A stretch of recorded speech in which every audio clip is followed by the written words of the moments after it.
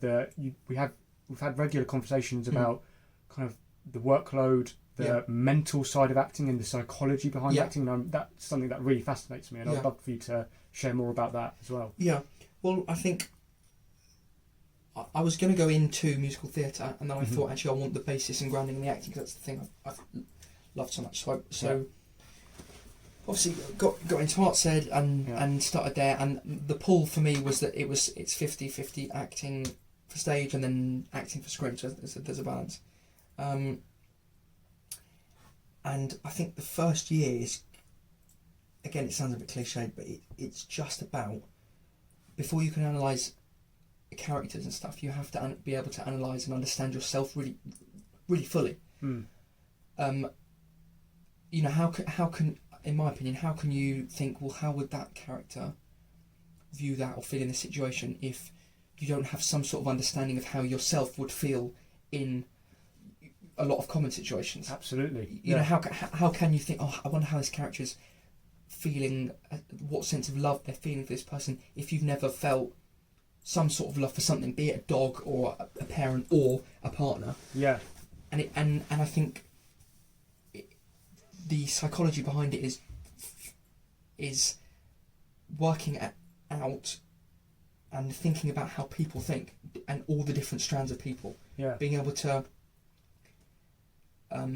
find some sort of empathy, or at least sympathy, for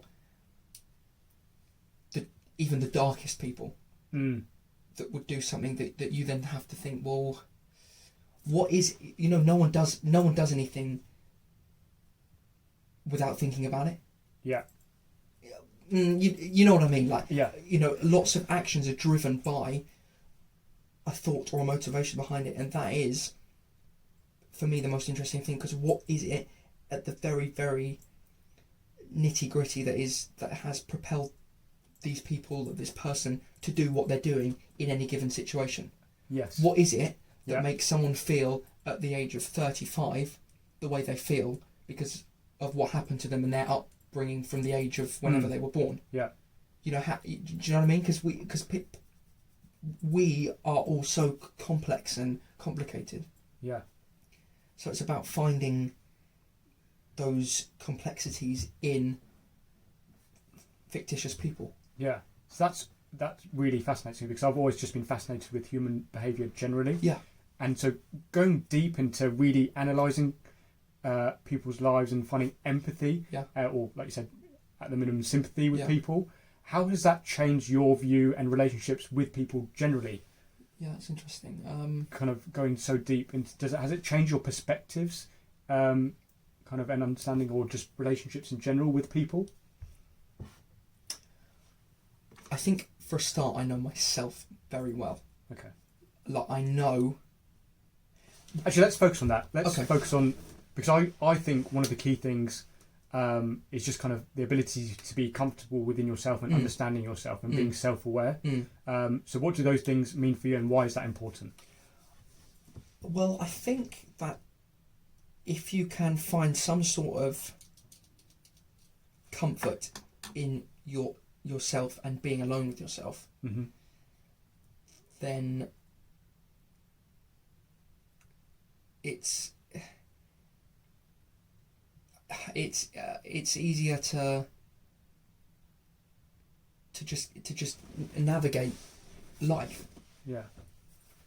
You know, that's not to say that, you know, people that aren't comfortable with themselves don't navigate life as well, because I'm not saying that at all. I'm just saying that I think for me, knowing exactly, I don't want to do that, and the reason I don't want to do that is because actually I know myself that I'm a bit uncomfortable in those situations, or I'm not someone that likes loads of adrenaline stuff, and actually that's okay. Yeah. Like being, I was once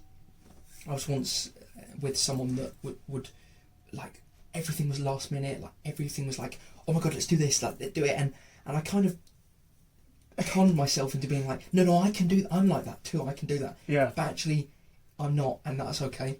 Yeah. Because that's just who I am. Yeah. And other people do things differently, and I do things differently, and I think being comfortable with how you're doing things and not ridiculing yourself for that. Yeah. it's then easy, I think, for other people to allow other people to be let in and understand you. Absolutely. And I was just going to say then, where's the balance lie with that, of being comfortable within yourself and understanding yourself, understanding what you like and don't like, and then pushing yourself out of your comfort zone and pushing your boundaries? Yeah, see, I think drama school does that, that's good. Okay, yeah. Or having a mentor. Yeah, to talk to me about specifically with drama school or mentor, or whatever you want to. Quite simply, if you don't give a shit, you won't progress as much. That's not to say that some people just have very good natural talent or natural access to strong emotions. Yeah. But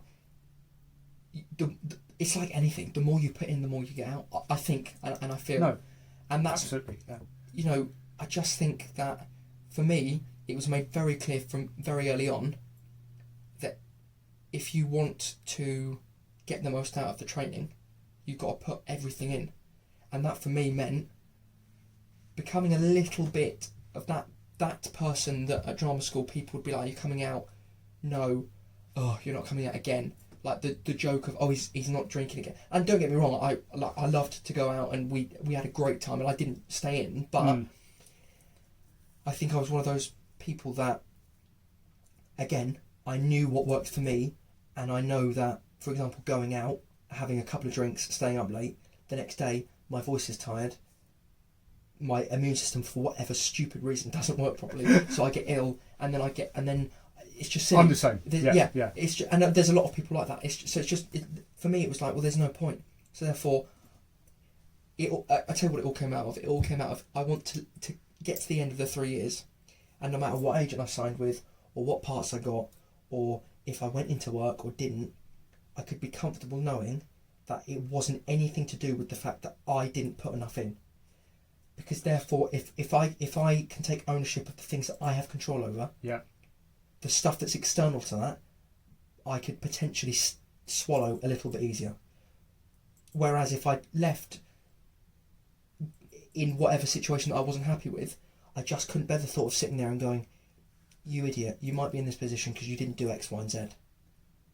It is so awesome to hear that, and that must also come from a very mature perspective, and that kind of that motivation from that perspective of looking back and being like, I have no regrets with how I conducted myself during my time in acting school, and I got the most from it. Right? Yeah, and like that's not to say I don't look back at things and be like, I do look back at some things. Well, some things I've done at drama school and other places, and I think, yeah, I mean, you could have done that a bit differently, or you should have done this. But what I'm not doing is, I feel confident that I had the best intentions at the time. Yes. So therefore, those mistakes I made or whatever things didn't go very well, then it wasn't just because I was just like, whatever. Yeah. I can't be bothered. No. Do you know what I mean? Thought. Yeah. Well intentions behind it. I think so. Yeah. Or at least tried to be.